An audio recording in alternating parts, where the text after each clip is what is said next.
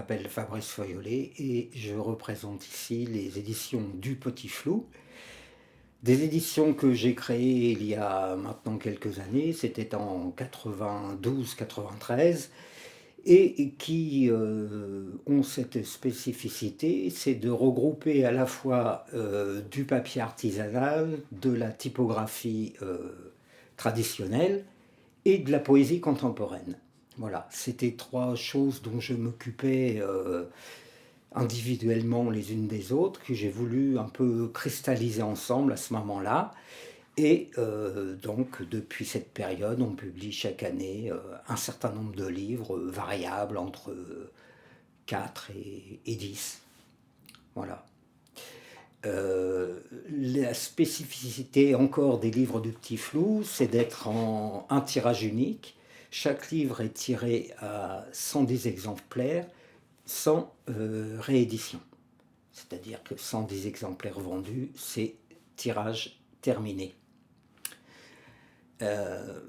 La contrainte pour les auteurs, c'est-à-dire que chaque auteur publié au Petit Flou et c'est un auteur que je sollicite, que je connais pour avoir lu ses ouvrages ou des publications en revue.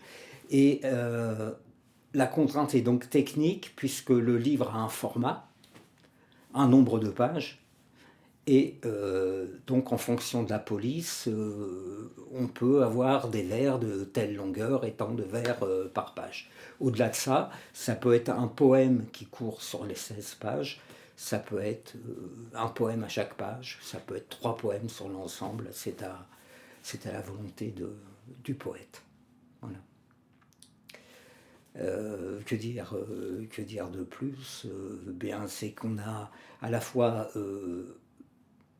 des poètes pour qui quelques-uns, ça a été le premier livre publié au Petit Flou, d'autres poètes qui sont publiés chez des éditeurs prestigieux, dont je tairai le nom, mais qui voulaient avoir, par exemple, un texte qui ne soit pas enchâssé dans un recueil, mais qui fasse l'objet d'un tiret à part.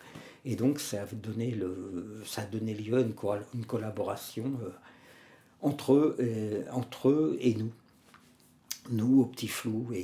Et on tient à ce côté un peu artisanal, c'est-à-dire que lorsqu'on fabrique un livre, puisque on demande un texte à un auteur, mais après on fait l'ensemble des tâches, le papier, la compo, la typo, la couture, tout est maison, et on tient à conserver le lien avec l'auteur. C'est-à-dire que le livre est en route, si on a quelque part un doute, on appelle l'auteur, on en parle ensemble, et c'est une construction entre l'auteur et nous.